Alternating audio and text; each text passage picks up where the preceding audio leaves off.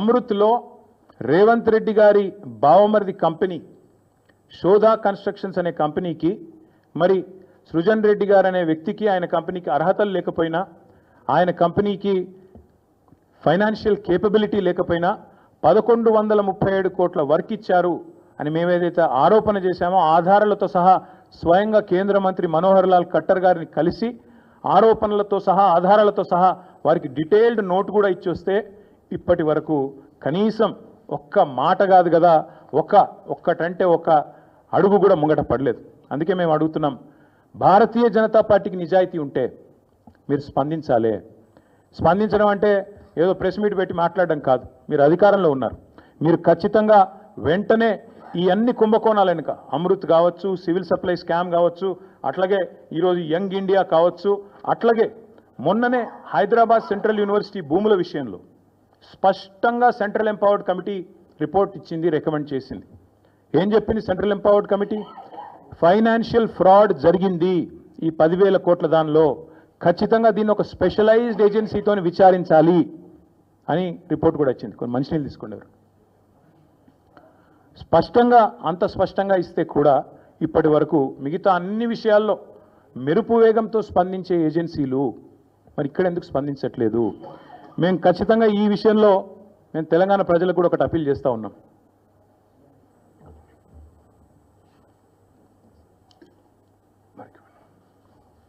తెలంగాణ ప్రజలకు కూడా ఒకటి అప్పీల్ చేస్తూ ఉన్నాం.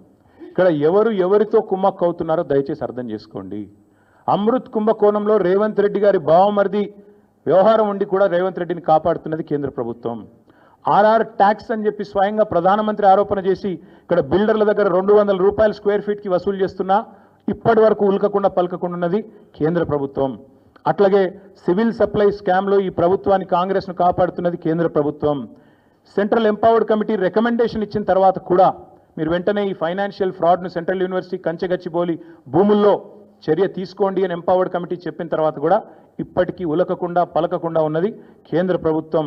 మరి ఈరోజు ఈ విషయంలోనన్నా నేషనల్ హెరాల్డ్ విషయంలోనన్నా స్పందిస్తారో లేదో మేము కూడా చూస్తాం. ఒక నెల రోజులు ఎదురు చూస్తాం. మేము కూడా చూస్తాం ఒకవేళ మరి కేంద్ర ప్రభుత్వం ముందుకు వస్తుందా రాదా. ఎందుకంటే మీకు తెలుసు, ఫార్ములా ఈలో ఏదో జరిగిపోయింది, దున్నపోతు ఈనింది అని కాంగ్రెస్ వాడనంగానే కట్టేయండి దుడ్డనని చెప్పి గవర్నర్ గారు స్పందించి వెంటనే ఆగమేఘాల మీద మెరుపు వేగంతో స్పందించి ప్రాసిక్యూట్ చేయాలన్నారు. మేము కూడా కలుస్తాం గవర్నర్ గారిని, ప్రాసిక్యూట్ చేయండి ముఖ్యమంత్రి గారిని అడుగుతాం. తప్పకుండా ముఖ్యమంత్రి గారు ప్రాసిక్యూట్ కావాల్సిందే. ఆయన ప్రజాక్షేత్రంలో దోషిగా నిలబడవలసిందే. చేసిన తప్పులకు తప్పకుండా శిక్ష అనుభవించాల్సిందే. అట్లాగే ఇంకొక మాట కూడా చెప్తా ఉన్నాం, ఒకవేళ కేంద్ర ప్రభుత్వం కూడా స్పందించక బీజేపీ కూడా ఒక రక్షణ కవచం మాదిరిగా ఏదైతే ఇన్ని రోజులు రేవంత్ రెడ్డి గారిని కాపాడుతూ వస్తున్నదో మరి తప్పకుండా ఒకవేళ వారు స్పందించకపోతే నెల రోజుల తర్వాత పార్టీలో మేము కూడా కూర్చుని కార్యాచరణ ఏం చేయాలో తీసుకుంటాం. ప్రజాక్షేత్రంలో అవసరమైతే తప్పకుండా ఈ ముఖ్యమంత్రి గారిని అదేవిధంగా ఆయనను ఒక కవచ కుండలాల మాదిరిగా కాపాడుతున్న బీజేపీని కేంద్ర ప్రభుత్వానికి కూడా ప్రజల ముందు ఎండగడతామని చెబుతూ ఇక చివరిగా నేను చెప్పేది ఒకటే, మొన్ననే పాలమూరులో సిబిఐ దర్యాప్తు అక్కర్లేదు, పాలమూరులో అవినీతి ఏం జరగలేదు పాలమూరు రంగారెడ్డి ప్రాజెక్టులో అని చెప్పి స్పష్టంగా సుప్రీంకోర్టు తీర్పిచ్చింది. ఇంకొక వైపు సొంత పార్టీ ఎమ్మెల్యేలు 30% కమిషన్లు లేనిదే ఇక్కడ ఏ పని జరగదు అని సొంత పార్టీ ఎమ్మెల్యేలే కుండలు బద్దలు కొడుతున్నారు. అట్లాగే సొంత మంత్రులు క్యాబినెట్ సహచరులు స్పష్టంగా చెప్తున్నారు, మా మంత్రులు పైసలు తీసుకుంటారు లేకపోతే ఫైళ్ళు కదలై అని చెప్పి పాపం నిజాయితీగా ఒప్పుకుంటున్నారు. ఇంకోవైపు సొంత మామ, పిల్లనిచ్చిన మామ, కాళేశ్వరంలో అవినీతి ఎక్కడిది మన్నెక్కడిది, 1,00,000 కోట్ల ప్రాజెక్టులో 94,000 కోట్లు ఖర్చు అయితే అలా 1,00,000 కోట్ల కుంభకోణం అని ఎట్లా అంటారు, ఇది అసంబద్ధం అని చెప్పి సొంత పిల్లనిచ్చిన మామ చెప్తా ఉన్నారు. కాబట్టి ఫ్రస్ట్రేషన్లో రేవంత్ రెడ్డి గారు ఏవేవో చేస్తుంటారు, ఏవేవో లీకులు ఇచ్చి ఏదో రకంగా మీడియా మేనేజ్మెంట్ చేసి నేషనల్ హెరాల్డ్ కేసులో ఛార్జ్షీట్లో పేరు వచ్చిన కొన్ని పత్రికలు అయితే రాయలేదు. మాకు చాలా ఆశ్చర్యంగా ఉంది, ఎంత బాగా కవర్ చేసుకుంటూ వస్తున్నారంటే రేవంత్ రెడ్డి గారిని చాలా ఆశ్చర్యంగా ఉంది. ఇట్లా కూడా చేయొచ్చా అని. అంటే ఇంత పెద్ద కేసులో ఇంత పెద్ద మ్యాటర్ వస్తే ఒక ముఖ్యమంత్రి పేరు వస్తే ఇదే కేసీఆర్ గారి పేరుంటే రాకపోదురా?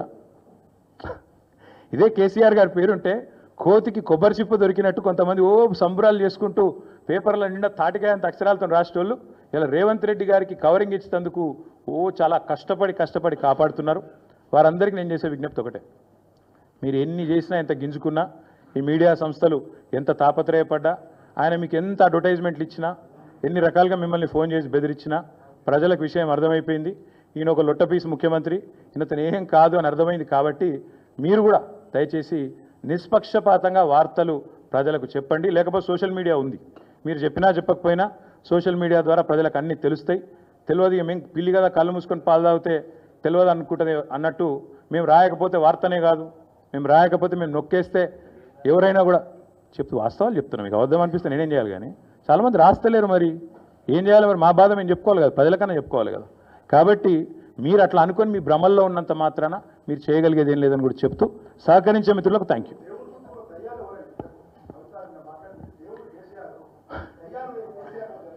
బ్రదర్, మీకు ఒక మాట, ఇంత ఇంపార్టెంట్ ఇష్యూ చెప్తే నువ్వు దేవుడు దయ్యం అనబడుతుంది. ఇప్పుడు ప్రస్తుతం మాకు తెలంగాణకు పట్టిన దయ్యం మాత్రం రేవంత్ రెడ్డి. ఆ రేవంత్ రెడ్డి అనే దయ్యాన్ని ఎట్లా వదిలించాలా అనేది మా తాపత్రయం.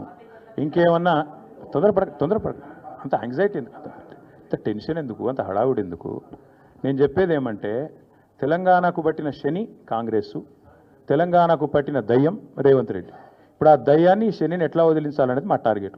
ఇక మీరు చెప్పే టెన్షన్ ఎందుకే అంతగానో మాట్లాడినారా, ఎందుకు అంత ఎగబడుతున్నావు? నేను అనేది ఏమంటే మీరు ఒకటి గుర్తుపెట్టుకోండి, లోక్సభ ఎన్నికలకు ముందు మేము పార్లమెంటు నియోజకవర్గాల వారీగా సమావేశాలు పెట్టాం, సమీక్షా సమావేశం. ఇక్కడ అసెంబ్లీలో ఓడిపోయాము, ఎట్లా ముందుకు పోవాలని చెప్పి దాదాపు 17 రోజుల పాటు మీరందరూ చూశారు. ఇక్కడే వేల మంది కార్యకర్తలతో కూర్చొని దాదాపు 7, 8, 9, 10 గంటలు వారితో చర్చించాం. ఆ ప్రాసెస్లో చాలామంది డైరెక్ట్గా మైకులో మాట్లాడిన వాళ్ళు ఉన్నారు, కొంతమంది చిట్టీల మీద రాసిచ్చిన వాళ్ళు ఉన్నారు, కొంతమంది కేసీఆర్ గారికి ఉత్తరం అందించండి అని చెప్పి ఉత్తరాలు ఇచ్చిన వాళ్ళు ఉన్నారు. కాబట్టి మా పార్టీలో we encourage open culture, democracy కాబట్టి, డెమోక్రాటిక్ పార్టీ కాబట్టి, ప్రజాస్వామిక స్ఫూర్తి ఉన్న పార్టీ కాబట్టి మా పార్టీ అధ్యక్షుల వారికి ఎవరైనా సూచనలు చేయాలనుకుంటే ఉత్తరాలు రాయొచ్చు. అదేదో చాలా గొప్ప విషయం అన్నట్టు మీరందరూ అంత బాధపడిపోవాల్సిన అవసరం ఏం లేదు. నేను అనేది ఏమంటే మా పార్టీలో డెమోక్రసీ ఉంది కాబట్టి మా పార్టీ అధ్యక్షుల వారికి మా పార్టీ నాయకులు ఎవరైనా సరే అప్పుడప్పుడు సూచనలు సలహాల రూపంలో లిఖితపూర్వకంగా ఇవ్వచ్చు, ఓరల్గా ఇవ్వచ్చు, రకరకాలుగా ఇవ్వచ్చు. అట్లాగే నేను ఒక మాట మాత్రం చెప్తాను, మనం ఎవరైనా సరే పార్టీలో ఏ హోదాలో ఉన్నా కొన్ని విషయాలు అంతర్గతంగా మాట్లాడాల్సిన విషయాలు అంతర్గతంగా మాట్లాడితేనే బాగుంటుంది. పార్టీ ఫోరమ్స్ ఉన్నాయి, అధ్యక్షుల వారితో కలిసే అవకాశం ఉంది, లేదా ఆఫీస్ బేరర్స్ ఉన్నారు, కలిసి చెప్పుకునే అవకాశం ఉంది. కాబట్టి అంతర్గతంగానే కొన్ని విషయాలు మాట్లాడితే బాగుంటుంది. అది అందరికీ వర్తిస్తుంది, వీళ్ళకి వాళ్ళకని కాదు, అందరికీ వర్తిస్తుంది. తప్పకుండా ఎవరమైనా ఒకటే, ఈ పార్టీలో అందరం కార్యకర్తలమే, అందరికీ కూడా ఇదే సూత్రం వర్తిస్తుంది. కాబట్టి మీరు కూడా దయచేసి ఇంత ఇంపార్టెంట్ ఇష్యూ మాట్లాడితే దీని మళ్ళీ మీరు, నాకు తెలుసు మీ సంగతి, you are intelligent, unfortunately I'm also intelligent. కాబట్టి నేనేమంటానంటే మీరు ఏం పెడతారో, మీరు ఏం హెడ్డింగ్ పెడతారో తెల్లారు నాకు తెలుసు, మీ బాధలు కూడా నాకు తెలుసు, మీ మేనేజ్మెంట్లోకి ఉండే అవస్థలు నాకు తెలుసు, రేవంత్ రెడ్డి గారి ఒత్తిళ్లు తెలుసు. కాబట్టి నేను ఎక్కువ చెప్పను, ఒకటి మాత్రం చెప్తాను, మా పార్టీలో డెమోక్రసీ ఉంది, మా పార్టీలో సలహాలు సూచనలు ఎవరైనా ఇవ్వచ్చు, ఎట్లా అయినా ఇవ్వచ్చు. గతంలో పార్లమెంట్ సమావేశాల సందర్భంగా లేఖలు వచ్చినాయి, సూచనలు వచ్చాయి, అట్లా వచ్చినప్పుడు వాటిని ప్రజాస్వామికంగా స్వీకరిస్తాం. థ్యాంక్ యూ, మీ అందరికీ థ్యాంక్ యూ. నేషనల్ హెరాల్డ్ విషయంలో ఏమైనా అడగదలుచుకుంటే బ్యాక్ టీవీ కానీ ఇంకో టీవీ కానీ అడగచ్చు. నేషనల్ హెరాల్డ్ విషయంలో ఏమైనా మాట్లాడదలుచుకుంటే మాట్లాడండి, చెప్తాను. మిగతా విషయాలు ఆల్రెడీ నేను చెప్పాను, అంతకంటే ఎక్కువ చెప్పాల్సిన అవసరం. నేషనల్ హెరాల్డ్ విషయంలో, యంగ్ ఇండియా విషయంలో, మీ కుంభకోణం విషయంలో మీకు ఏమైనా అడగదలుచుకుంటే అడగండి. ఓకే, అన్ని పార్టీలో ఉంటారు, రేవంత్ రెడ్డి కోవట్లు ఉంటే ఉండొచ్చు, ఏముంది అందులో. Coverts will expose themselves. Coverts will expose themselves in due course of time. Enduku tondara enduku? Yes, Bal. Yes, thank you. Finally. Yes, we'll wait for a month. We'll wait for a month. Let's see if the Enforcement Directorate or Government of India will actually move, because this is a serious matter. Where already the leader of opposition of the country, Lok Sabha floor leader, or not floor leader, but opposition leader, has been named. So therefore, we'll have to wait and see what action they'll pursue if they don't. Because not just Mr. Rahul Gandhi, but Mr. Revanth Reddy, Mr. D.K. Shivkumar, many of them have been named.